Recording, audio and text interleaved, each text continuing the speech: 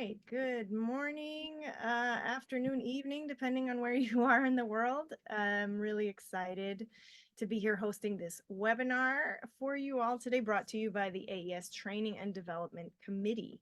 I'm Jeannie Montalvo. I am an engineer here based in New York City. Whether you're a seasoned audio professional, a passionate enthusiast, or just a fan of Encanto, you are in for a treat.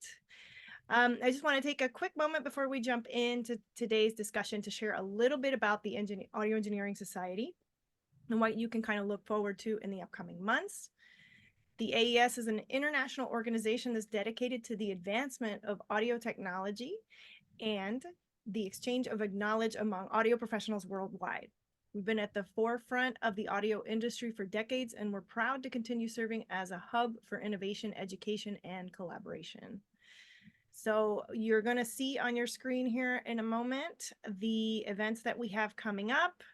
We've got the 2024 AES International Conference for Audio for Games.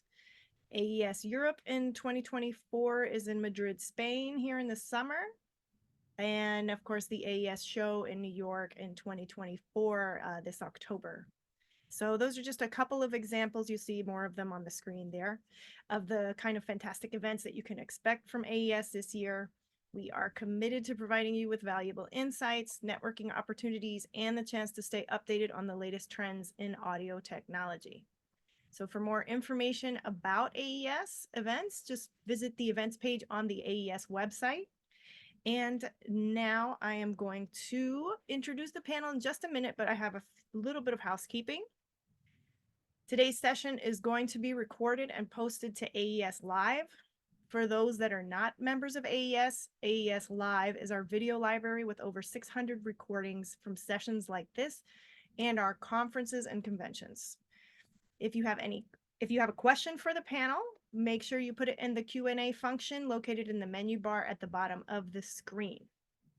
All right, without further ado, I'm going to jump into today's topic. Let's talk about Encanto, revealing the secrets behind Encanto's music and mix. All right, our incredible lineup includes Germaine Franco. She is a Grammy-winning and Oscar-nominated composer, songwriter, conductor, and music producer whose extensive resume and inventiveness has made her a trailblazer. Franco is the first Latina to win a Grammy for Best Score Soundtrack for Visual Media and her score for Encanto, and the first woman to score a Disney animated feature film. She received the Annie Award for Outstanding Achievement for Music in an Animated Feature for Coco and Encanto, and she recently completed work on the Netflix hit The Mother, directed by Nikki Caro, starring Jennifer Lopez. Her work has been performed by the Chicago Symphony Orchestra, the National Symphony Orchestra, the Cincinnati Pops Orchestra, and the Dallas Symphony, among others. Franco actively mentors aspiring musicians as a guest speaker and artist at prestigious institutions such as the Juilliard School, Brown University, and UCLA. She's a board member of the Neighborhood Music School in Boyle Heights, Los Angeles. Hello. Good Welcome, morning. Germaine. Thank you for having me. All right. We also have Mike Elizondo, a Grammy Award-winning producer, songwriter, and musician who has collaborated with major artists across many genres. In addition to an 11-year partnership with Dr. Dre, Elizondo has produced songs for Eminem, Carrie Underwood, Fiona Apple, 50 Cent, Keith Urban, 21 Pilots, Ed Sheeran, Gary Clark Jr., and Regina Spektor. In 2016, Lin-Manuel Miranda asked him to produce 3 songs in the Hamilton mixtape. His recent productions include Brothers Osborne, Laren Daigle, Madison Cunningham, Turnstile, Joy Oladaku, and reuniting with Lin-Manuel Miranda to co-produce the music for Disney's Encanto, which he received a Grammy for the Best Compilation for Visual Media in 2023. He also received a Grammy for Madison Cunningham's album Revealer, which won a Grammy for Best Folk Album. In 2023, Mike co-wrote and co-produced 4 songs with Justin Timberlake for the DreamWorks movie Trolls Band Together. Welcome, Mike. How's it going, everyone? Great to be here. All right. And last but surely not least, David Boucher. David Boucher started making records when he was 15 and hasn't stopped since. He studied at the University of Miami under Ken Pullman's music engineering program, with bass as his principal instrument. After working with Bob Clearmountain for 3 years, he went out on his own as an independent recording and mixing engineer, working exclusively on music albums. David found his way into the film business through Randy Newman, whose last few albums and films were entrusted to David's care. His credits in the film world are dominated by Disney and Pixar and have garnered him 4 Grammys and 3 CAS awards. David currently distributes his time pretty evenly between film music and album work, and he's happy to own more tape machines than computers. Welcome, David. Good morning. All right. I will just say up front that David will be here with us for the first 60 minutes, so our questions might be a little bit out of order, but without further ado, we are going to get started. So thank you all for joining us from all over. It looks like I see Ciudad Mexico, I see Hamburg, Germany, Belgium, India, wow, Detroit, Nashville. So welcome. Thanks for being with us. All right. So the first very basic question I have for you all is, how did you get involved in the Encanto film? Do you particularly like cartoons and animated films? Germaine, you want to start? Okay. Well, my relationship with Disney started through John Powell, who is my mentor, an amazing composer, music producer. And I worked with him on Bolt and did many animated features as his assistant composer. I was involved in a lot of animated features just behind the scenes. And then when Coco came around, I was asked to do some arrangements of songs. And so I started slowly with Disney, and that's how I met David Boucher, who was amazing and helped me through many a session in Coco. And then we became, great friends. And now we're working together on many projects as well as Encanto. So my relationship through animation started through assisting John Powell, and then I became I left and worked on my own, and here we are. I'll go next. Yeah, I'm a rookie at this. This is definitely my first adventure in a feature-length animated movie. I can definitely say Lin-Manuel was the reason why I got the call to be a part of this, and super grateful for his belief in thinking that I can, be a partner. He and I co-produced the original music, most of the original music, and it was an amazing learning experience. I was constantly texting and calling her, asking her, "What does this mean?" There's a whole lingo and a lot of sort of shorthand that I had to try and pick up on. But the experience was amazing, and hopefully, it'd be fun to do another one in the future. As you said in my bio, I found my way into it through Randy. So the Toy Story franchise and then Monsters Inc. franchise kind of dragged me in, and which I was really grateful for, because I worked on one of Randy's albums and recorded the orchestra on that. And I guess when he figured out that I knew how to record an orchestra, he's like, "Oh, well, you could do a film for me." And for being a giant, he's sort of very casual. And so working on his film, actually, I guess the first film was Princess and the Frog. And so after working on that, which was an animated musical, then the music department at Disney would bring me in for other assignments that weren't Randy Newman films, where I could just record vocals for them for their animated musicals. And then eventually it was rhythm section. And I've been very grateful for it, because I met people like Germaine, I met people like Mike, Bobby and Kristen Lopez, Lin-Manuel Miranda, all these wonderful creators. And as an engineer, that's your hope, is to meet these people who have this font of musicality coming out of them all the time. Great. It's amazing.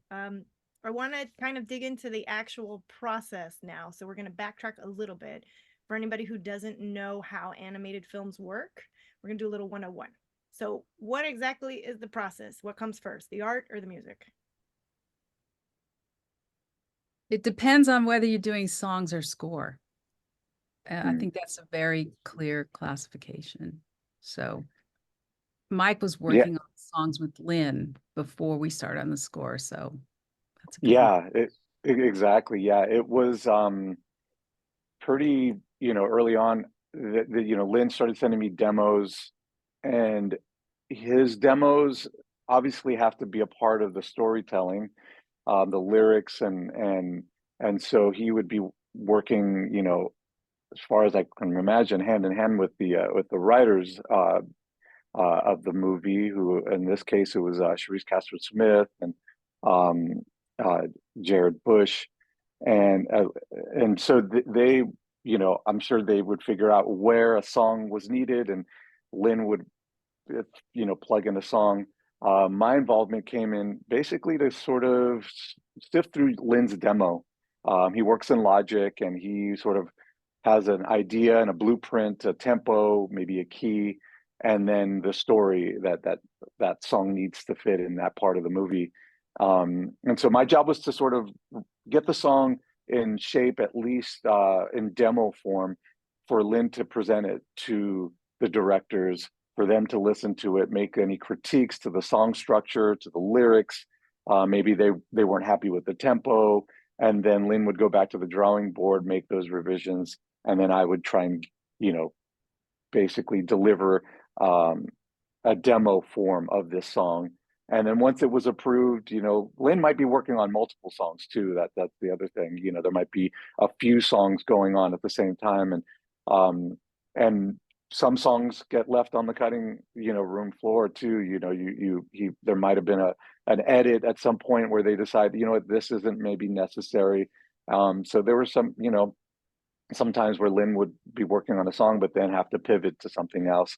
But at the end of the day, I just took his demos, try to get him into a place where the directors and everyone could listen to him and make notes. And that's going on constantly, as they're working on. There were many changes in the screenplay, which affected the songs, and so constantly getting change new demos from Lynn, trying to get them in shape and sonically, and that sort of demo form. And then once all the songs, they'll agree to the songs that are going to be in the movie, and then at that point we start to figure out, okay, what are the things that are needed to get these songs to the finish line for the actual movie soundtrack. But at that point, I would imagine Germaine now is, starting to figure out themes, and so I would check in with Germaine periodically, especially early on, just to make sure there was some cohesion between her vision and what she was planning to do for the score, and to make sure that instrumentation wise there were things maybe I could draw from, and also just pick her brain and her expertise. And Germaine is a wealth of knowledge and a lot of things, especially the traditional Colombian instruments and different things. But but at some point it basically gets handed off to Germaine to start figuring out her themes for the score, I would imagine. Well, that's actually my next question, because the cohesiveness of the songs with the score are kind of, they're a family, right? Like the Madrigals, and they work together to encompass this sound for the overall picture. So Germaine, I guess what you're saying is it's more of a collaborative process. So can you kind of talk a little bit more about that? Well, first, thanks to Mike for saying kind things to me. It's all I want to say at the beginning. It's just like a puzzle, or a tapestry. You have, like he said, there's so many different versions of songs and picture and story. Everything's always changing all the time. So as a composer, songwriter, producer, engineer, your job is to be quick and to be flexible and open. And I think that's important for people to hear, and that there's change going on all the time. So it's really an incredible process. I would like to mention that all of this entire film was done during the pandemic. Mike and I were never in the same room, nor Lynn. We finally got to be in the room for the score playback to the end. So this was kind of I always like to look back at it and say, how did we do that? I know. I mean, playbacks were on laptops. Usually you want, as a composer or producer, you want those directors in the room with you so you can really control how they're hearing it. Getting off a little topic, but that's important because of the whole process. So what happened for me was I got this incredible call from Tom McDougall saying, we want you, to consider this project. And Jared and Byron love your stuff. So Lynn has asked for you to work with him. And I was like, oh, I had never met Lynn, so it was quite an honor. And so what they sent me all of Lynn's demos in Logic, which for me was like going into a candy store, like to look inside his amazing imagination and creative process. It was quite mind-blowing. Like I still, Mike, think of the original Bruno demo with Lynn singing all the voices, there he and all these rhythms, and so that was like my first step into the project. And then I got a few slides of the artwork, and that was it. Like, we weren't given like full reels of animation, and so a lot of it has to do with imagination. Like, okay, here's this, now you do the scores, and how do you make it cohesive with the songs? Well, the first thing I did was listen to his songs and try and understand, where is he coming from? And then how can we work together? What instruments can we both use? And then Mike and I talked about that. Like, oh, there's a lot of guitars. There's bandola, there's cuatro, there's, a tiple, which is a traditional Colombian instrument. And so then we were bringing all these instruments in to create a cohesive sound. And anytime a score piece would come out of a song, like all my intros into the song were always carefully, planned musically and also out. So you couldn't hear like, bump, a song is starting now. It just flowed. And that was what we worked on together. We spent a lot of time on that. So you could hear one body of music that worked together, the songs and the score working together. Yeah, just to piggyback off of that, that was really thrilling for me, because my involvement was one song at a time. And, and then even once we went into production, and I know we'll get more into that later, but then it wasn't until watching the movie from beginning to end that I really saw how genius Germaine's score took, certain themes, and she would maybe hint at things early on, and then the score would seamlessly introduce the song, and then she would also score within the productions as well, and embellish with a lot of cool stuff. And then once the song ended, it would be another handoff, and so it just was this whole seamless experience of music that I thought Germaine did such an incredible job. And it was cool to finally hear everything connect.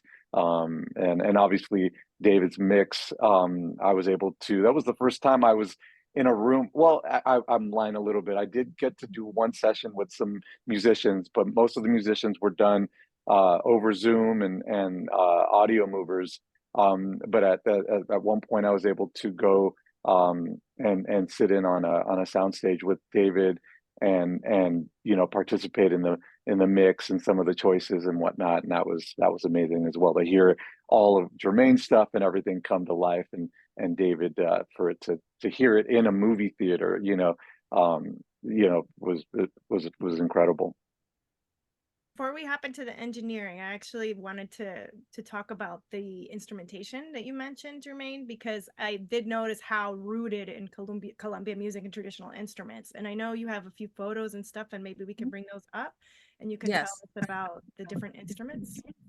So because it was during the pandemic, I wound up basically buying an arpa llanera, and these were things that were hard to get a hold of because just shipping was crazy. But I did manage through my friend Federico Ramos, who plays all the guitars. He had a friend who had a tiple, because you can't just go online and buy one of these things.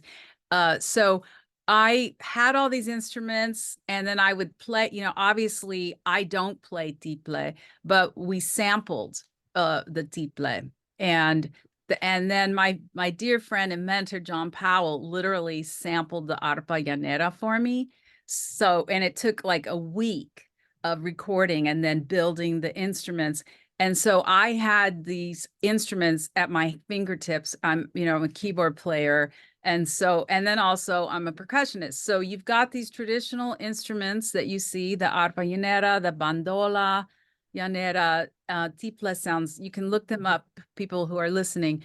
The tiple is very twangy, which was a sound that we gave specifically to Mirabel because Jared and Byron love that sound. Then you've got the cuatro for the rhythmic strumming. Can you go to the next slide, please? And then, I mean, even though, the charango is a sound that we were looking for Byron and Jared and Charisse wanted something, what is magical realism? That's a part of this story. It's a type of fiction. And Gabriel Garcia Marquez it's his stories. So, and also Isabel Allende, and a type of Latin American fiction. So they wanted to say, how do we tell this story musically in this magical realism form? And there's not like a Disney movie that had these things I could listen to. So I got all these instruments and I just played with them for months and recorded them and made suites out of them. And you can see you got the charango, and we did some trem with a bunch of reverb, and that with some light strings became one of the very important sounds. We have these indigenous flutes that are amazing, played by Pedro Eustache, who's quite just like fantastic. And then you have these the guasas. I had those made, and this marimba de chonta is a marimba that has probably not been on a score before, and it was shipped to me from Colombia, came in a cardboard box. And while I'm mentioning that, my dear friend Mauro Castillo, who's also a composer, engineer, and singer in the film, he just brought one of those to the White House for the Afro-Latino celebration of this month for Black History. So what we're doing is we're bringing instruments that are played throughout, Colombia into the score, and really focusing on creating a unique sound. I'll also piggyback off of that, Jeannie, that I would take these demos initially and sort of, for a good while, I would say they were more generic in terms of the Latin feels. And I knew at some point I was going to need to do a deep dive and find someone who could help school me on the traditional rhythms, the traditional instruments of Colombia. And so I reached out to Germaine, and one of the first persons that she fortunately introduced me to was an incredible harpist named Edmar Castañeda. And after 5 minutes of talking with Edmar, I realized, okay, this is the guy, this is the person I need to get schooled. And so, with Disney's approval, I started playing him the demos, and he would listen to it. He's like, oh, okay, yeah, that rhythm is a cha-cha-cha, but in Colombia, we don't have cha-cha-cha. We have, and he would teach me the relative rhythms. And then we would start to brainstorm on like, okay, where can we use tiple? Where can we use cuatro? Fortunately, he also plays those instruments. And he was literally instrumental in just sort of bringing these demos that sort of had a little bit more of a generic initial, the feel and the heart was there, but any chance that I could inject authenticity, I was looking for those moments. And we weren't trying to tell a history of Colombia and a history of Colombian music, but I wanted to make sure that anybody from these different regions watching Encanto, even if it was just, you know, a handful of people that could hear it, like, oh wow, I hear a tiple, or oh wow, I hear a cuatro, I hear these rhythms, and they feel connection. That was all. That was, you know, my hope. But Edmar was huge in teaching me with the different rhythms and how to implement them into these demos that we had. And then I was able to, and again, these were under strict COVID guidelines, was able to fly to New York at a time when a lot of people weren't doing in-person sessions. Edmar, and he introduced me to some you know, incredible musicians, some percussionists, Erica Parra, Maurice Cañate, and we were able to be in the same room for a couple of days, and now replace sort of my generic percussion representations with authentic Colombian rhythms and instruments, and that's when everything took a giant leap forward, and we were able to start, you know, building those songs and getting them to the finish line. And then to hear Germaine, you know, incorporate those same instruments is where you have a lot of the connection. Great. That's a amazing idea too. I had never thought of the sampling the song so that you could play it on the keyboard. Very intuitive. So let's talk. I was just going to say, Edmar followed that through, even through to the mix. I would be playing in mixes over audio movers, and he'd be like, no, the balance is this in Colombian music between, you know, the different the sticks and the hand claps and all the different rhythmic instruments, and oh, get rid of that on that beat because that's not right, you know, like right down to the, you know, last minute music editing for a level of authenticity that fact checking you all. Yeah, it really was. Yeah, And he did that for and the songs. it was an education and really an enjoyable one.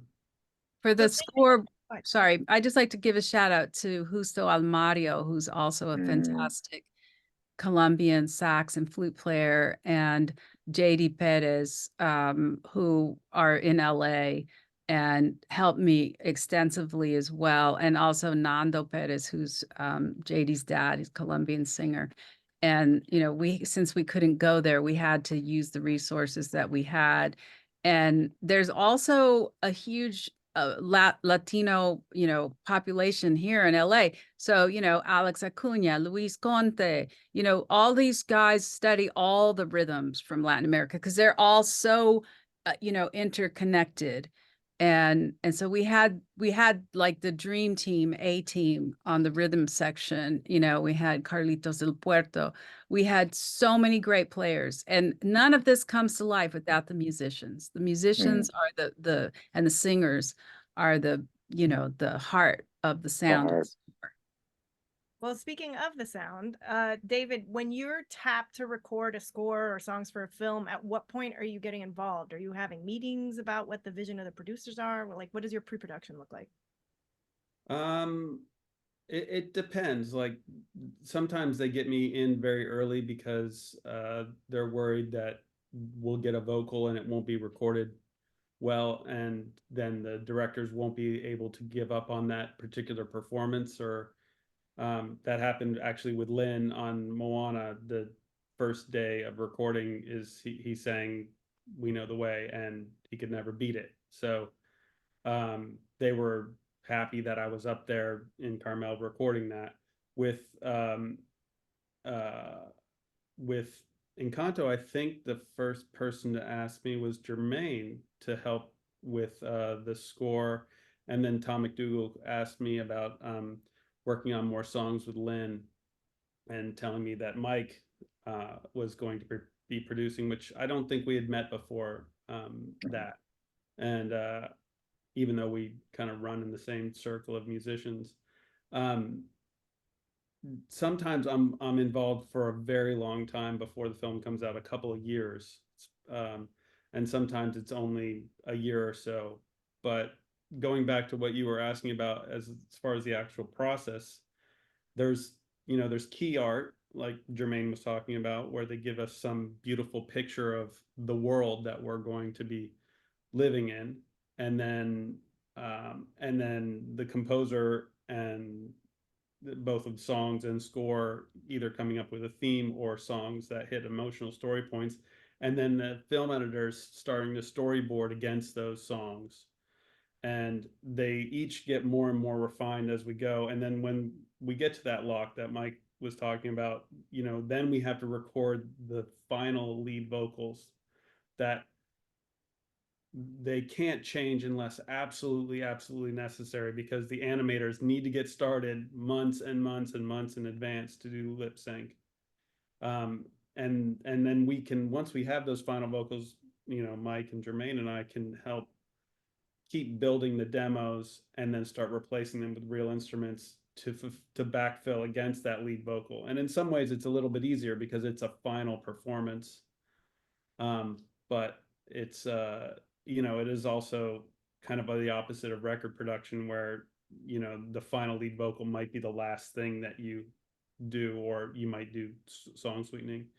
And then also going to your point of like getting that cohesion, having Germaine sweeten the songs is critical when she's doing the score, because if you have yet another arranger working on those songs, you're just introducing more issues that could have a disparity between the things. And then Greg Hayes, who recorded the score, and Alvin Wee, who mixed the score, and I collaborated quite often on like what's our orchestra pickup, what is, you know, who's going to be in our orchestras. I mean, obviously that was dominated by as many Latino musicians as we could get, but just the idea, like, okay, here, I'm going to give you my microphones to hang for the score, so that when we transition from song to score, it's going to be like just punching in, and we're not going to have any issues. So it's kind of fun. It's kind of fun getting to hang with other people who are you know, like-minded, and just passing around, you know, sort of ways to get where you're going. One thing I also wanted to also just chime in a little bit was the fact that, you know, Lynn's demos on these songs were in keys that maybe were comfortable for him to sing in, but until the cast is, you know, booked and solidified, you know, part of the process is figuring out what their range is and what they can sing. And so a lot of these songs had to go, you know, I had to get the demos to a certain point where they sound close to finish, but then realize that I shouldn't go too deep, because I know I'm going to have to change a lot of these keys. And, you know, I wanted to make sure that, you know, I wasn't using any like plugins to change the pitch when I didn't have to. So, you know, so that was obviously a challenge too, is just like certain songs even modulated within the song, because certain character could sing a certain range, but then another character who was maybe a brilliant actor but had a limited range had to sing it in a different part of a key. And, you know, so there's all those challenges and all those things you have to think through as well. And you know, if I'm making a record with an artist, you know, it's sort of, it's not something that you're having to deal with after you've already gone pretty far along. So it was a big learning experience for sure. And also, I know, just quickly, that also affects the score, because I'm planning, I have a whole key structure of the entire score. And so then when a song gets changed, then I have to make note of it, so that I make sure that my cue going before is not like a tritone apart. So you can really, you know, you really want to pick keys that will work going from one song to another. It doesn't have to be in the same key, but you want something that would make sense harmonically. How So far is the ripple on that, Germaine? Like you're talking about the cues that are outside of the songs, but how many cues even before that? I mean, because it's almost wall to wall music in that film. yeah, usually I'll do it, you know, I have literally Google Doc with the key start of each cue, what is the key start and key end, and then the song start and end. And I really mostly just do the cue before and the cue after, Mm-hmm. not three cues in advance. But as far as the score goes, no, there's a whole arc and harmonically. Right. So where was everything recorded? Can you kind of give us a little play-by-play of how many days did it take? What was your mic setup? DAW, do the techie run through.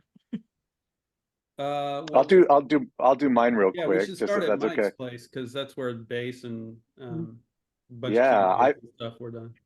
I have my own private studio out here in Gallatin, Tennessee, and so again, this was being done during COVID. So in the beginning, it was literally just myself and working in Logic, and then at some point, I was able to bring in an engineer, a local engineer, uh, to different people at different times. But I have two engineers that work with me, Alex Wilder and Erica. Erica Block, and they were awesome in terms of getting anything that was acoustic, the tiple, the cuatro. I started to try and teach myself just so that I can have some of that. I can play guitar and I can play bass and keys, but I tried to where I felt that possible, I could, fake it, for a little bit. Some of that stuff actually made it onto the final versions, but a lot of it was eventually replaced once I was able to go to New York, and we worked at Power Station, which I believe is now part of the Berklee School of Music. Um, and then a lot of remote sessions that were done. We had the great drummer Matt Chamberlain play, I believe, all the drums on this record, or on the original songs, and he has his own recording studio, fortunately. And David, I think you kind of would help oversee it, but even a lot of those drums, Matt would engineer himself. He's become a really great engineer, and Yeah, he has a and full then setup that's really effective. yeah, David was able to just make sure quality control, everything sounded great. But yeah, everything was just done remotely. I mean, where was Jeff Babco, who played some of the piano? I think David, We you did maybe that oversaw at NRG in Studio B. NRG. Yeah, And then we had Alex Acuna in we had Alex Acuna in East West 2. right. And actually, I started, the first thing I recorded was an accordion and Luis Conte and an accordion player down in the basement of the Disney Animation Studio before COVID started. And Yeah, and and because everything. yeah. Everything was done remotely, so it was very bizarre for me. I'm used to being in the presence of the musicians playing, and the interaction and the dialogue, the conversations, all that stuff plays a hand in getting a performance. So it was a very challenging hurdle to overcome when you've got these incredible musicians, but they're just on a screen, and you're trying to get something that feels connected. But we were able to make it work, and a lot of these musicians were friends of mine, and so we could, we did the best that we could. But yeah, and Germaine, where was most of the score recorded? In LA at the Village studio was for overdubs, and so for the soloists we had Alex and Luis Conte, and I played a lot of stuff as well in my studio and then recorded it and left it stays on there. And I have a lot of synths that I use just to kind of color some string sounds. So all of that were things that I worked on, and Ian Lecheminant would help me mix to send stems to Alvin and Greg. But then also we did several days of the song orchestra recording sessions. Those were all in person, and that was at the Fox scoring stage. So we recorded the orchestra for the songs, and then we had like few days in between, and then went straight on full orchestral sessions. And because it was a pandemic, we had to do strings separate from woodwinds, which we normally record at the same time. And everyone had to be 6 feet apart. That's another thing, but that was all Fox scoring stage. And then we even had, sessions going on during the orchestra. I had Ian and Alvin were recording. Katie Kirkpatrick plays all the harps on the score. She is an amazing artist. And because so much of the score changes keys, she's using the arpa llanera, the regular harp. And so there were so many different soloists going on while I was on the scoring stage doing all the scoring. And then we did a session in Colombia. We did a choir session, and we have a Colombian choir on a few tunes. And also we had a full choir at the Warner Brothers scoring stage. And if you want to show a few pictures, I think people might like that. So you can see there's Greg to the right, recording, and then to my left is Greg Hayes, amazing engineer and mixer. And we got Dave Julie on my right. I want to give a shout out to him. His team with Booker White is just impeccable, and they are the ones behind the scenes doing all the scores and parts, and really amazing work from the Disney music team. So that's inside the control room there at Fox. And now these are some shots from the Warner Brothers stage. And if you look way back on the first left, you can't really see it, but they're all of the gobos, they're separated as well by shower curtains. And we had COVID officers on the stage, and everything was measured. You have to be your 6 feet apart, and we had layers, and we wanted more singers for the final sessions, but we were not allowed to have them because we had to have too much distance. And my dear friend Edie Lehman Boddicker, who conducts the choir for me and is a contractor and singer, we had some fantastic singers on this. Yeah, so I think, David, I'd actually be so curious to like what you're, we're essentially getting. Once I get a song to the finish line, or what I would think I was done, and a lot of times I'd have to go back and make changes. But I would essentially have to try and organize things so that I can deliver all of those files to David. And then if a change got made, I'd have to go back, make those changes, and then resend those files to David and explain to him what had happened. But at some point, basically, David is being handed all of these files, and maybe David, you could talk about what that process is like, because I can only imagine, because it's just a ton of tracks and a ton of things coming from all different places and constantly evolving.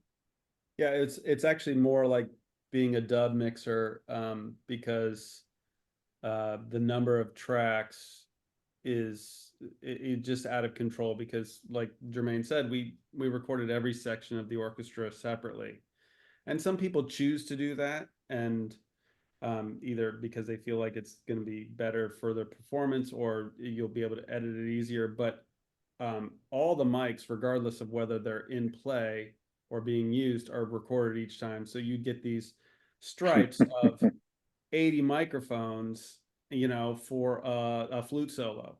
And then it's just be like, all right, well, okay, we can dump everything in the brass, dump everything in the string, and normally on a film, I control all that because I record all of it, and then I can easily just whittle it down to, the usable parts.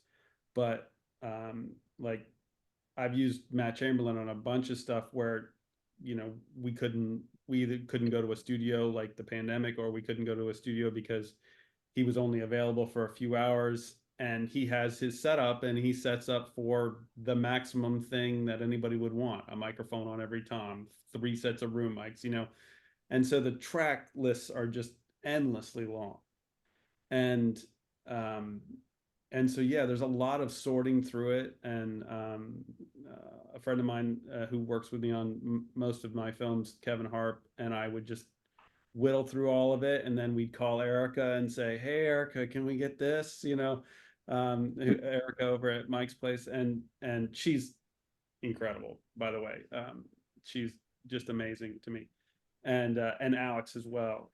So we established this rapport, and then talking to Germaine and her team about, okay, we need your sweetening stripes as far as from the demos.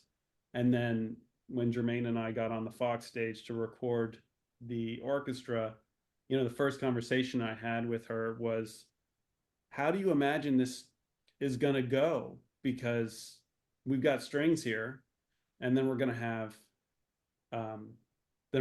some winds, and then we'll have a little bit of brass, and then Alvin's over there recording percussion at the Village at the same exact time. Like, how are we going to, let like each performance inform the next one? Because normally with a Tootie orchestra, they play and the best one always wins. It's just like, there's not like, oh, well, I want this take of the strings and this take of the winds and this take. It's just, it's just much easier when it's one Tootie performance. And so we definitely stressed the Fox scoring stage and the dubbing stages, so that they just didn't know what to do with the number of tracks that we had. Because normally in a dub stage they have 4 computers and they're all maxed out. But I come in and I want to mix on one computer because I want it to be in the box, because the filmmakers at any point are going to say, oh no, we don't want the bridge anymore, and recall everything it's just not possible, in the time they've allowed me. And I think Germaine and I both experienced a lot of frustration in the sense that initially we were going to record and mix the score together, and then clearly I wasn't going to be able to mix the score because they want to be mixing songs at the same time. And Alvin, who has been is a great friend and a great engineer, has been with Germaine a long time, is like, okay, clearly Alvin should mix the score, I'll record the score. Well, then they had songs go on even right into the recording of the orchestra, and Alvin was scheduled to be recording at the Village, so then we have to bring Grady Hayes on. It's just like one person after another who we had to add, and it was kind of cool because we, like, a lot of our friends got a lot of work, and we brought in more music editors, some whom I've never met, who were really great. But the process of getting each piece ready to be recorded on top of was just, it was kind of mind-blowing. And at sometimes Germaine and I would look at each other and be like, whose fault is this? No, it was never that bad. That's But for your organization team. I want to say that you can't do a project like this without having a great team and knowing how to collaborate together. And I think, David and I had worked on Kogo for many years. I had worked with, Dave, Julie, and Booker. And so you have these teams that you put together. Then I learned how to work with, Mike and Lynn Manuel and the directors. What you really have to do is have shortcuts, quick keys, and you're always on your feet, and systems in place. Like, how are we printing stems? How are we delivering? What's our nomenclature? Everything already figured out, people. So when you get the call for the big one or the little one, you've already practiced it. You're not practicing how to print stems before you get, on the job. You've done it. And if you have never done your own film, then, do some mock-ups. And I'm now talking to the audience here in terms of how to prepare for this, because who knows how to prepare to do a project this size during a pandemic. It still boggles my mind that we did this under these circumstances. But David, behind the scenes, we had Kevin Globerman. I want to talk about score editing, because as we're recording, like 3 hours later, we have somebody behind the scenes with the full rig already editing everything, the orchestra. And he's talking about so many tracks and mics. And this is such skill. There are certain people who know how to do this. Alvin Wee was editing the rhythm stuff as well. I mean, there's all this editing that goes on because there's no time. And so you have this team. You have the music editors, Angie Rubin, we had Tom Carlson, we had Sebastian Zuleta. I mean, we had more music editors on this project than I've ever had. Almost as many as we had accordion players. Yeah. Yeah, we had a lot of accordion players. Yeah. One other person I want to give a shout out to is Joey Rea in New York, who for the sessions that I was able to do at Power Stations, one was in person, but then we had a few others where I wasn't able to be there, but because you know, I was able to be there for one of them. There were other ones that could follow, and we kind of knew what we were after. But Joy was amazing, and he just sort of jumped right in and again learned the way that these instruments are supposed to sound and figure out how to get them to fit into the productions that I had started with Lynn. But Joy was awesome, and I had never met Joy. I'd never worked with him before, and sometimes that can be a little scary. You're like, okay, how's this going to work? And you know, but you find that the people who've been doing it after a while, they realize that they have to sort of, we all have to be flexible and malleable and figure out, read the room and figure out like, okay, here's how we're going to get to the finish line the easiest and the quickest, and not be a distraction or not be a diva about anything. You know, you kind of have to just be flexible and realize like, okay, here we're here for the greater good. We're here to also make the musicians feel great and inspired, because they're the ones, as Germaine said, you know, bringing heart and bringing life to these ideas that maybe started in a computer MIDI file. So you know, Joy was amazing at just jumping right in very quickly and being another partner and recording these instruments. Right. Vibe is everything. A lot, yeah. While we're giving shout outs, I want to give a big shout out to Mauro Castillo, who played Felix, is in the audience. So hi, Mauro. Yeah. Mauro, yes. Well, Um, and I'll give a shout out to just the fact that like one of the original songs, you know, that took on a life of its own unexpectedly with, you know, We Don't Talk About Bruno. What a special, a lot of times I think if you look back, the songs that sort of maybe become, you know, crossover, if you will, you know, into the mainstream and you know, pop radio tend to be a solo, maybe a duet between the two main characters. But the fact that We Don't Talk About Bruno was an ensemble was so special. I felt that it really showcased the talent and the diversity of all these different characters. To me, when I look back at how special that was for all of these unique performers to get the spotlight, and to, you know, to be number one on Billboard and get these awards and whatnot was so cool, man. Because you know, that's very rare. Usually it's one or two if you're lucky, singers. So for all of these singers to be able to get the spotlight, so Mato and you know, a lot of the amazing, you know, Stephanie Beatrice, you know, Maria, you know, Potrero. It was incredible. It was really, really special to see that happen. Yeah. Awesome. David, I know you have to go here in a few minutes. So I just wanted to, we had a question come in from the audience that I wanted to get to you before you hop off.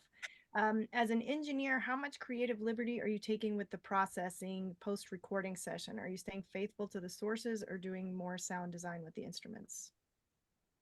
I think that answer is probably different for every engineer. I think people, when they think of me and what I do, is I'm kind of a naturalist in that I love the sound that I get, and that I record. And because of a lot of my process is recording from blank tape to, you know, sending it off to the mastering engineer, I'm not thinking, oh, when I go to mix this, I'm going to reinvent the wheel, you know. And similarly, when you get tracks from someone like Mike, he's designed this to function in a certain way, and if you change it too much, the groove changes, and that's, you're going counter to the composer's vision. And same with Germaine when we worked on the songs for Coco. It's like, I'm not going to take her sounds and then reinvent them, because then they don't function in the same way. She's an arranger, she's a composer, she knows what her intent is with each of these recordings. So I don't take a ton of liberties, especially, I mean, unless it's sort of directed or requested from the producer and the composer. I tend to think that, you know, this is a different because we weren't in the same room, but I tend to think that when we're in the same room and we hear something come out of the speakers and we say it's good, it's not, oh, well, it will be good. once I put a phaser on it or something. That's not how I operate. My preference would be that it would just be recorded live to a 2-track, and then we're done. That's the performance. The act of mixing is completely necessary, but it's not the creative act in for me as a person. The creative act is the recording. I have a question for you, David. So you're taking the inspiration from, maybe something Germaine or Lynn and I would have sent you, but obviously you have an objective. You got to figure out a way to make this fit in a theater. Is that your first step, or are you thinking about the soundtrack? Like, how do you vary between the two worlds of what it's going to sound like in the theater and then what the soundtrack's going to sound like? I mostly go straight to like the idea of how it'll sound in a soundtrack, and then try and explode it in. I mean, I have certain formula that I follow that, like, okay, if I'm listening to stereo, I know how it should work in 5.1, and I'll go back and forth between those two things. But the directors and the composers, Lynn and Germaine and yourself, you're listening back on stereo. So I'm trying to make it hit like a stereo record. What you don't see behind the scenes is that it's actually a fold down of my surround mix, and I try and make those uniform. And then when I get to the dub stage, or the whatever larger stage they can then I can tweak it for the speakers being 60 feet away, and and it's coming through essentially a glorified PA system as opposed to a pair of studio or set of studio monitors. So I think of records as stereo, and even orchestral scores as sort of stereo feeling things. I still listen from one side of the room to the other, but I have it going on. I have it going on in surround at the same time, so that when I flip up to the 5.1 setups, it's usually pretty close. I'm gonna Okay. piggyback one more time before we let you go. To that end, when you're approaching different scores for like Frozen, which is another popular one in my house, do you approach the mixing differently for different films, or are you kind of have a flow and that's how you go? I do approach each one differently. The animated musicals are closer to each other than something like Bullet Train, which I did with Dom Lewis, and we recorded a lot of orchestra, recorded giant orchestras on Sony that then ended up getting like spit out of my 59 Princeton. It's just different attitudes, but you'd be amazed at how much of the mixing work and sonic predetermination comes from the arranger, the orchestrator, and especially when the composer is also doing that orchestration. Those colors that are being presented by the combinations of instruments, which instruments are solos, which instruments are wildly doubled, like in big string orchestras. It happens long before I arrive. It happens in their imagination, and the best arrangers need very little mixing to happen. You throw up the room mics in a good stage with a good orchestra and a good arrangement, and that's what the film lives with right up until the very end, when I have to deliver whatever the dub mixer asks for. David, I know that you have to hop off, so I will let you be. Thank you very much for joining us, and we'll still be here, so don't everybody stick Thanks to around. David. Yeah, Lots of David. many thousands So of great to see hours on you. all the Disney films you love is David. Yes, Yes. they Pay are. attention to the credits, everyone. Okay. Coffee at Millcross later, Germaine. Okay, got it. Okay. See you, Mike. Bye-bye. Take Thank care, you David. for hosting this, Janine. Thank you for coming. Thank you. All right, bye. All right. Mauro, if you want to say a few words, Vincenzo, are we able to?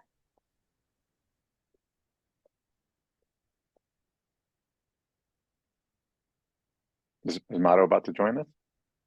I don't know. I think we're trying. I Well, see we him can- up there. Yeah. Oh, is he coming? Yeah. Hello, can you hear me? Yeah, it's the voice. Otto. Hey, Oh, hello. And can you see me now? Okay, We but can't, no problem. can't see Okay, you. no problem. I don't know what's happening with this camera, but I just want to say hello and to everyone. This is a great project for me. A great chance to show more about our country, our different cultures of the Latin culture. And hello to everyone. I'm Mauro Castillo. I'm singer, actor, trombone player, and an audio lover. I just have like 20 years studying about audio devices, reverbs, equalizer, microphones, way to communicate with the technology, my craft, my art. So I want to say hello to everyone and to say thank you to Mike, to Germaine Franco. You guys are inspiration for me. And yeah, thank you. I don't know what to say. I don't want to take you all the time, you know, you are in your panel, thank you for but your voice. You were Yes, incredible Mauro. in the film. For thank you. those Yes. of you who aren't sure, Mauro is Felix, and he is the dad of Antonio in the film, and he is one of the featured voices on many songs, especially "We Don't Talk About Bruno." And Yes. you got to check him out. Okay, so It's thank you. yeah, it's a pleasure to get to work with Mauro. you, Mauro. Thank you. This movie has bring me a lot of new chances to show more about our country. I just performed at the White House a few days ago, Wow. showing more of the marimbas, showing more of about the drums, about all the things that Colombia have to bring to the world. So it's for me a pleasure, and I hope to see you soon. Okay, guys. So Okay. bye bye, and Mauro. thank you. Peace. Take care, Mauro. Take care. Right. You too. Bye bye. Hi, Mauro. Right. So, you know what? To dig into actually to the specific songs, Mike, you know, something I really loved about each one is that they really encompass the personality of the characters and kind of like work through different genres. There's a lot of obvious musical theater, but then there's like this reggaeton infused surface pressure, Afro-Cuban rhythms that are sprinkled through Bruno, and then What Else Can I Do goes into this like Latin pop rock, and then you hit this lovely ballad with Dos Oruguitas or Two Oruguitas. We watch it a lot in Spanish here. How did you go about making those decisions and kind of connect with the right collaborator to take it on in an authentic way? Yeah, I mean, you know, it all begins with Lynn's composition and his demo, and I'd sort of, you know, will listen. And the great thing about working with Lynn is that he wants you to bring something to the table. It's not just, hey, do what I say. He's really looking for you to bring your own personality and your own instincts to the table, which as a collaborator is just the best case scenario. You know, Lynn is very capable of just bringing, you know, just getting everything to sound exactly as he wants, but he's looking for people like Germaine and like for myself to bring ideas to the table. So a lot of times I'm listening to his demos, I'm using that as our blueprint, and then you know, he won't give me right out the gate. A lot of times won't even give me a lot of like, hey, listen to this or listen here. He just wants me to just take a stab at like taking his ideas and then trying things and presenting him with other options and you know, I thought, you know, one of the things that I also was inspired by Lynn too is that he said, you know, don't feel beholden to, you know, what's happened in previous Disney movies sonically. Like let's just treat this as it's its own thing, and anything that excites us, even if it's not maybe the typical you know, Disney soundtrack. He really wanted us to just try and take some chances and take some risks, you know. So I just, you know, I really tried to bring in things sonically that I thought were going to be exciting and fun for the listener. And in the beginning, it wasn't really trying to think, okay, is this Colombian enough? Is this authentic enough? It's just like, hey, this 808 sounds cool on this. Let's go with that. Or, you know, this guitar part sounds really fun. Let's just go with that. And then we figured out a way to find the cross section. But we really, yeah, it was really an amazing collaborative process where I would try things, and sometimes Lynn would say, "Hey, maybe you went a little too far on this. Let's reel this in a little bit." And other times it's like, "Hey, go further. I love where this is headed." And so I'm just trying to find the identity of the, learn more about the characters as well, and when you get to a song like Surface Pressure, just try and find these sounds that really drive home, on the drums, what are the drum sounds supposed to be on this song? What are the bass? Is that going to be live bass? Is that going to be acoustic upright bass? Is it going to be synth bass? And really just try to stay true to the moment in the movie. Also, learn like, okay, what's happening here? Because some of these songs didn't come to me in chronological order. So I'd have to learn more about like, okay, what's happening in the movie here, and try to take inspiration from that. But it was, each song starts off individually, and then you figure out how to connect. Once you get maybe 4 or 5 songs in, you're like, oh, well, this would be cool to like use some of what we learned on the 4th song. I could bring some of that now into the first 3, and so on and so forth. So you're constantly trying things and evolving the idea that Lynn starts. And you mentioned something about the casting being locked. Did you guys have any say on, who was going to voice certain things, or is that? I had no say in that. I think that a lot of that, would have been the directors, I would imagine. It's sort of finding that perfect balance. I'm not the expert here, but finding, the perfect balance of someone who's an actor. Obviously they need to be able to act and perform the character parts, but then also the singing background, and finding those people who can act but also have the ability to sing and portray these characters and the quality of these characters. And so yeah, that was something that was done separate from me. And But for like yeah. I'm sorry to interrupt you. Yeah, no. Curious on Oruguitas, which is not voiced by a character. Did you all just land on Yatra for a specific Sebastian Yatra? For those of you who don't know, he's a Colombian kind of big pop reggaeton singer. Yeah, that again was, I think there are ideas and brain trust. I mean, I don't know, whether that might have come from Tom, from Tom, or maybe Lynn. A lot of times Lynn had ideas. And so I'm trying to remember specifically. I think that might have been a Lynn idea, but the directors had ideas, and and whatnot as well. So I think that was just an opportunity, to bring someone who wasn't in the cast to come in and perform a song, and that sort of embodied the spirit of what that song and the part of the movie that it needed to. Yeah, and Carlos Vives too, Yeah. Right. Encanto. Yeah. Big, the kind of face of Colombian music at this point, decade. Yeah, he Oh, was yeah. awesome. He was a huge inspiration to me. Luckily he was at the Hollywood Bowl with his band, and he was performing. It was like a week before scoring, which is always one of the most intense periods of time, even though everything's been written. It's just so many files and checking everything.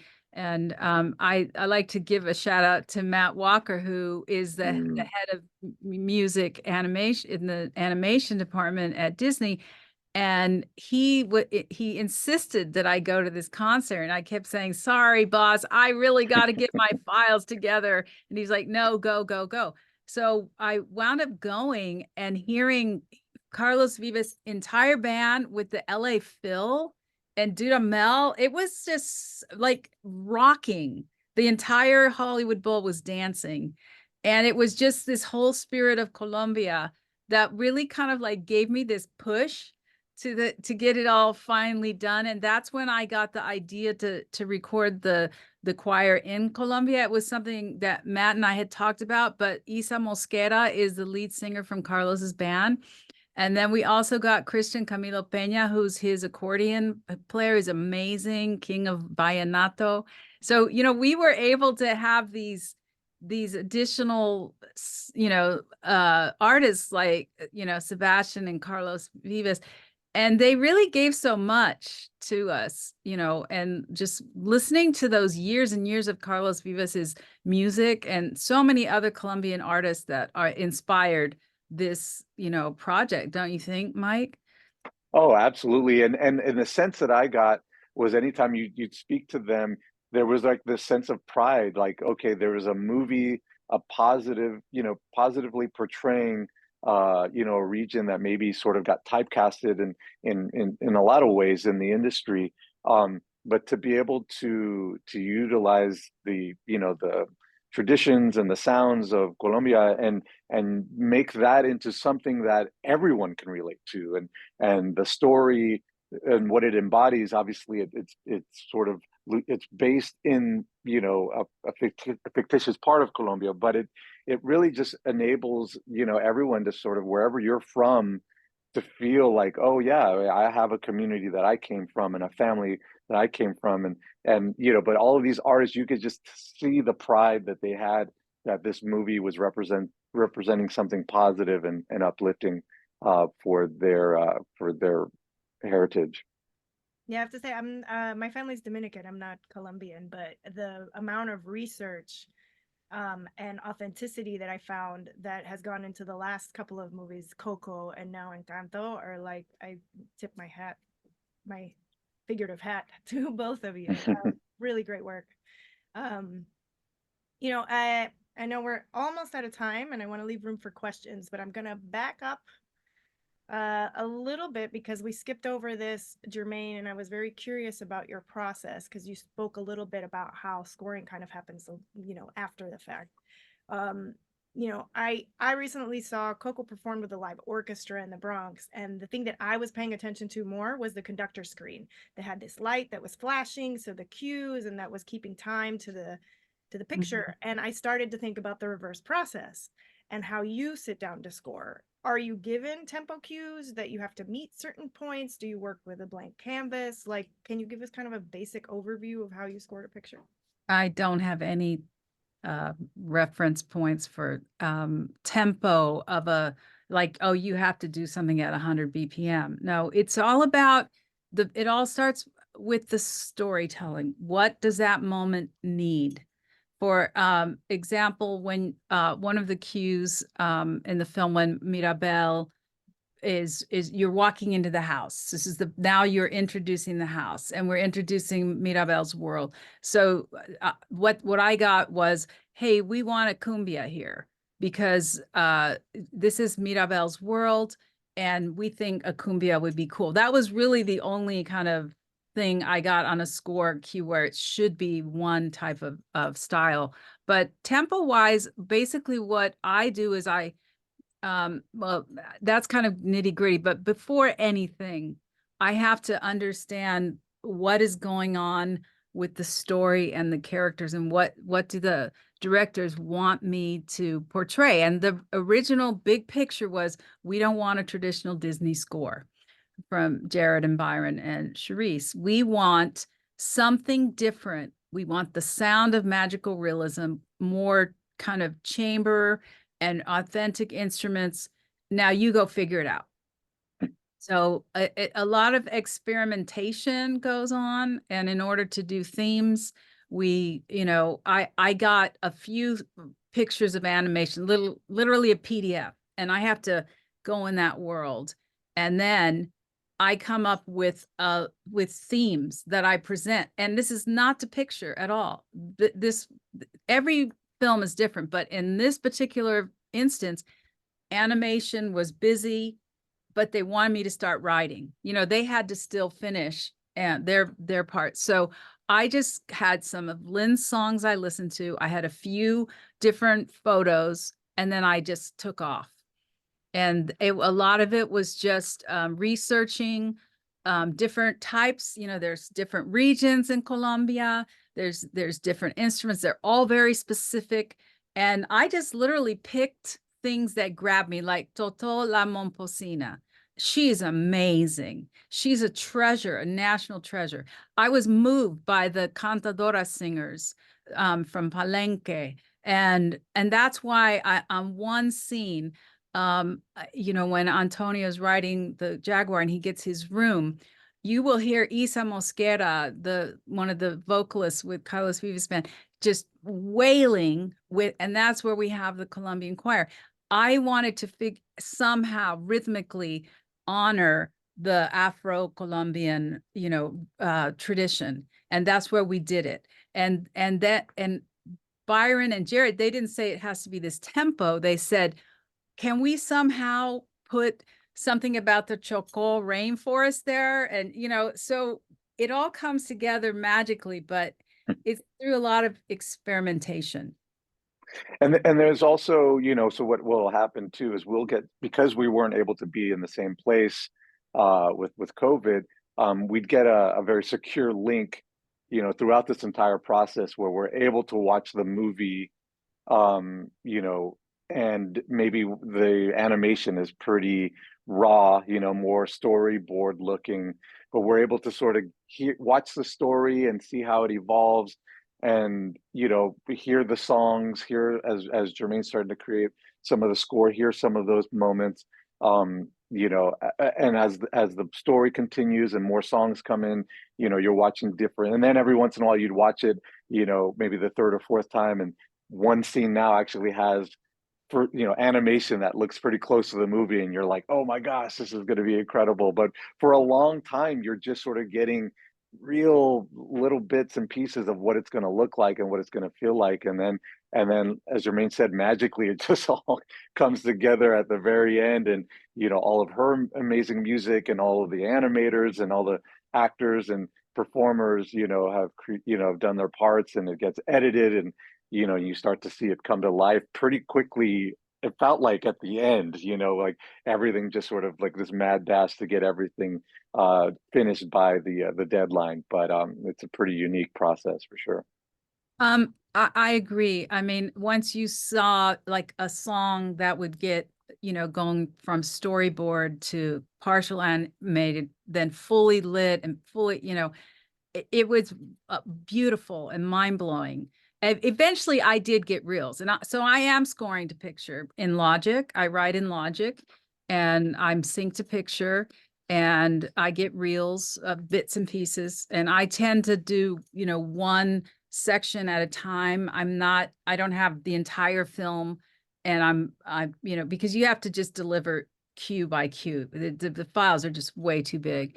And it is a tricky process because you got all these songs in different places, and then there's the cues. And so I have, you know, a doc of, okay, how many cues for this reel, and what is the theme, and what is the harmony, and what is like, it's so many things going on, and a lot of it is just you know, basically trying, does this work here, does this, maybe that theme could go here, you know. But the biggest part of the composition is developing the themes in the beginning and getting people to hear how you would present them, even though it's just a demo, because everything is all, you know, MIDI demos, and some, you know, playing things on my own in my studio. So I just want to say, without the support of the Disney music department, none of this would happen. And we had so many resources, right, Mike? I mean, Tom Dougal and Andrew Page and, you know, Matt Walker, giving us these, you know, incredible resources in musicians and singers and, you know, stages and engineers. And it's such a immense team of audio, you know, engineering and music team and editing, so I mean, animation, creatives. A lot, yeah, just brilliant people too. Yeah, just people who just, you know, and you can tell they care. You know, me being a bit of a rookie, and you know, no one ever made me feel dumb. You know, they were very patient with me.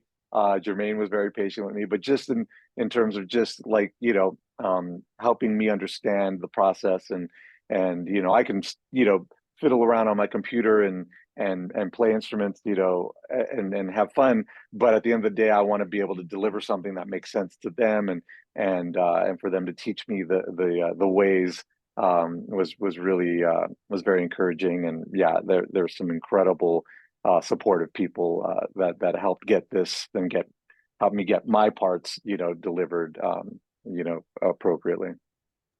It's great to hear that there was such like a symbiosis with the team that you were working with, because I think especially during a time like COVID, that I would imagine that was extra important. It was essential. Yeah. Yeah. I'm gonna ask a few questions here because we're almost at time. I have a question here from Joyce Lieberman. Are there different skills needed for films that are not animated? Oh, you Maybe mean as a scoring action? question. And scoring. Yeah, I would say there in the end it's all music, but it's a different approach in the sense for animation. There's a lot, tends to be more score moments than a live action film, which might have, when there's like 2, 3, 4 minutes of silence in an animation film, you feel it. So there's tends to be more music in the animated scores, depending on the filmmaker. And then also in live action, they can be editing the film up until while you're on the dub stage. So you're constantly what's called conforming a cue, and that's either in Logic or Pro Tools. So this is a sync question. So your sync can change all the time. And you've had this beautiful musical moment, and then all of a sudden they've cut out like a beat and a half, and you have to figure out, how do I fix that musically? And that's where music editors really help. And so I have a team of James Carroll, Ian Lecheminant, that are, I have, sometimes if I have more cues to do, I pass that to them, and then they'll say, here's what it could look like. Then I'm in there trying to fix it. So when you're in live action, that's happening while you're trying to finish the score. Luckily with animation, they're set. They can't change the animation at the last minute because it's not physically possible. So that's one thing. And then also, if it's an animated musical, you get to write, or at least, maybe arrange and orchestrate the songs. So those are the two main differences for me in my experience. I think also just, as Germaine has mentioned, all these names and all these, people behind the scenes, hopefully that's an encouragement to, the audience, knowing that like, hey, maybe a lot of people think of one form of a role for an engineer, but I feel like a lot of these people behind the scenes have some engineering, qualities, and there's a lot of different avenues. I know for myself, what I thought I was going to be doing, even as a musician, or is completely different than what I thought. And it's just to sort of maybe encourage anybody listening or watching that that to just be, be open to things that maybe you didn't expect. But there's so many roles that are necessary and essential to getting something to the finish line, that hopefully people will make themselves open to trying and maybe learning things that they didn't initially set out to do. That's great advice, Mike. There's a question for you actually, from Dan on the West Coast. Eminem, Maroon 5, Encanto. I'm curious to your initial approach and process when you have to swing genres so different from the next. Over the years, when you've approached with a new project, what are some of the most critical steps you prioritize from the get-go, especially musically, but also maybe acquiring subject matter experts or deep dive studying, etc.? Yeah, I mean, I think essentially I really try and, as best as I can, be honest. Like, do I feel like I can do this? Just start there. Like, is this something that I don't want to, obviously there's times where you got to fake it till you make it, but I want to make sure that I'm not going to waste someone's time. And so I'm listening to, it's different working on a movie as far as the process, but essentially, Lynn's demos, listening to them, and Lynn and I have a relationship, and so I sort of knew what my role was going to be. And then working with a band like Maroon 5, it's similar in the sense that you have these songs, maybe they have demos, maybe I've co-written some songs with an artist, but I'm just trying to look at like what feels authentic to what this this music is, and what type of sounds, what process is going to be inspiring for this artist to give the performances that are needed, and how can I create that? It's not always, you know, what instruments am I going to play? It's more almost sort of like creating an environment for an artist to feel like they could be, you know, creative and experimental, and then hopefully not only come away with a great sounding record, a great sounding song, but that the process was also a fun and positive experience. You know, and so working with someone like Lin-Manuel, there's similarities. I'm like, okay, how can I make, you know, something that's come from his heart and his brain, into a reality, and hopefully make the process enjoyable. But genre wise, I've been very fortunate that I haven't been sort of typecasted into maybe one thing or another. My record collection is very diverse, and I'm just a fan of the things that feel honest. And so I'm just trying to be a companion to bringing that honesty to life. Great. I guess I'm gonna close in a minute, but I just want to, if either of you have any advice for aspiring folks who want to get into this line of work. Germaine, you want to start? Well, I think you must love this line of work. You must love music. You must love audio, because there's so many other things you can do that have more of a straightforward path to get to, you know, in terms of reaching your goals. That's you know, I remember myself, I graduated with a master's degree in music. I'm like, oh, now what do I do? So, you know, you can do this job, but if you're not 100%, you can't live without music. You just want to do it part-time, or, you know, that's a good thing too. But you got to be ready to dive in and take a lot of risks in terms of your creativity, and have beginner's mind. Like I have beginner's mind as much as I can. And meaning that always open to learning, because we don't know it all. And so I had my mentor, John Powell, on this project, who, you know, this was my biggest project in terms of scores. And he really helped me, and I needed the help. And so it's okay to say, I need help, you know, and to get that help, and to accept that you don't know everything. So that to me, in a room full of incredible creatives, to just be a great listener and figure out, how can I learn from these people I'm working with, and always be grateful for these incredible opportunities.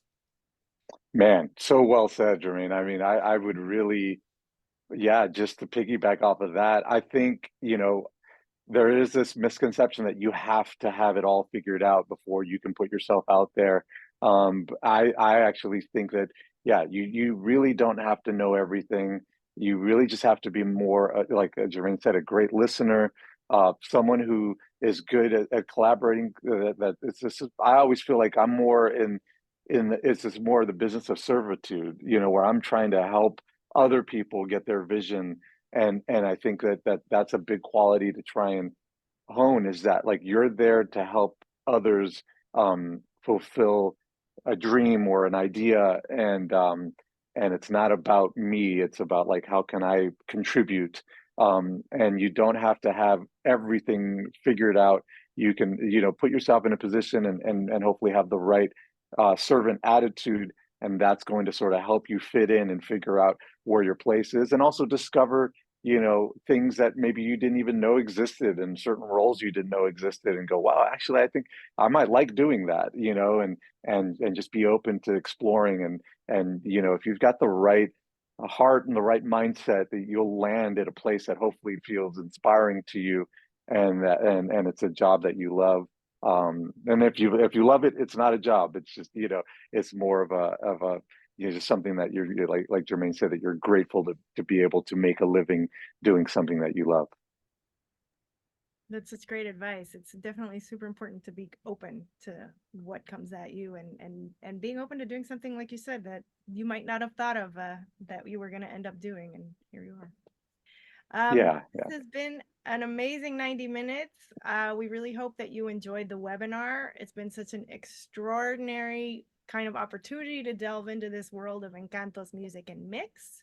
I hope you all enjoyed it. Thank you to Germaine, to Mike, to David.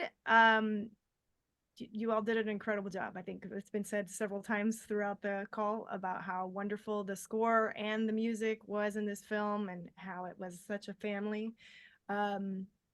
We really want to express our heartfelt gratitude to the panel and for giving us your time, your expertise, your passion, and your vision.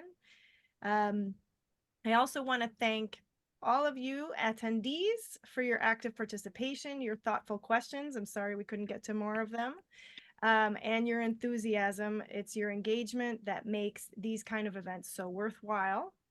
A reminder that the pursuit of knowledge does not end here. Continue to stay curious, explore new techniques, push boundaries of innovation, and connect with fellow audio professionals. Let's keep the spirit of collaboration alive, whether you're fine-tuning your mixes, developing groundbreaking technologies, or creating music that resonates with the world. Stay connected with the Audio Engineering Society for future events, webinars, and opportunities to grow and learn. I wish you all the best on your future endeavors. And again, thank you to my distinguished panel and to all of you. Thank you. And to all the listeners and AES, amazing education for everybody.